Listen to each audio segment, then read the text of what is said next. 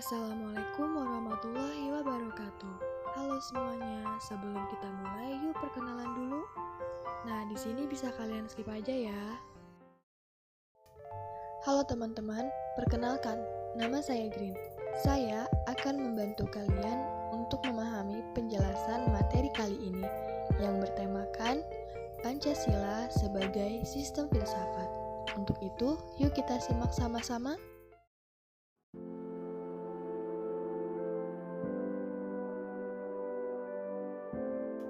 Pancasila sebagai sistem filsafat dikenal dengan istilah filosofis Groundlike. Gagasan tersebut merupakan perenungan filosofi Soekarno atas rencana berdirinya negara Indonesia Merdeka. Pada era ini, Pancasila sebagai sistem filsafat digunakan sebagai pedoman hidup sehari-hari. Pada era ini, Pancasila kurang terdengar resonansinya. Kemudian mulai bergema pada saat pidato oleh Habibie pada tanggal 1 Juni 2011. Apakah ada tantangan Pancasila sebagai sistem filsafat? Tentu ada. Yang pertama, kapitalisme, yaitu kebebasan individual untuk mengembangkan usahanya dalam rangka mensejahterakan masyarakat. Tantangan kapitalisme terhadap Pancasila ialah meletakkan kebebasan individual secara berlebihan. Dapat menimbulkan dampak negatif seperti monopoli dan gaya hidup konsumerisme. Berikutnya, komunisme. Komunisme merupakan aliran yang meyakini bahwa kepemilikan modal dikuasai oleh kemakmuran rakyat secara merata. Bentuk tantangannya ialah dominasi negara yang berlebihan sehingga dapat menghilangkan peran rakyat dalam kehidupan bernegara. Nah, gimana? Sampai sini sudah paham kan? Yuk kita lanjut ke poin berikutnya. Pancasila sebagai sistem filsafat sudah dikenal sejak para pendiri negara membicarakan masalah dasar filosofis negara.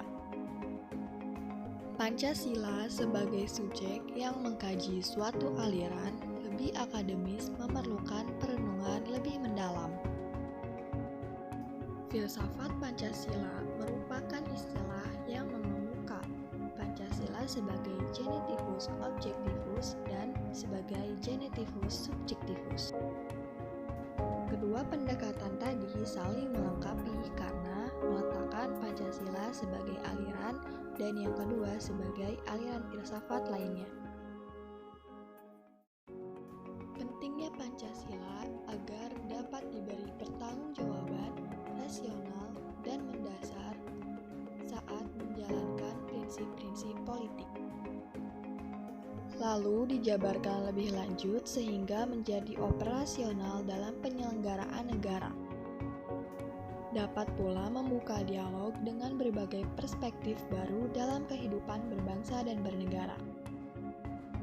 Lalu menjadi evaluasi terhadap segala kegiatan yang bersangkutan dengan kehidupan berbangsa dan bernegara. Oke, itu tadi materinya. Sekarang terakhir saya akan menjelaskan fungsi dan tujuan filsafat Pancasila. Nah, di sini bisa kalian lihat kan fungsi filsafat Pancasila.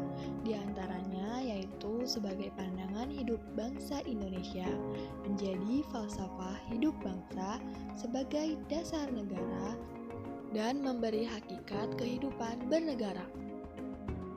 Kemudian, tujuan filsafat Pancasila untuk menciptakan bangsa yang religius dan patuh kepada Tuhan Yang Maha Esa, menjadi bangsa yang menjaga keadilan, dan menjadi bangsa yang menghormati hak asasi manusia. Nah, itu tadi semua pemaparan materi mengenai Pancasila sebagai sistem filsafat. Semoga kalian memahami ya. Sekian dulu dari saya. Sampai jumpa.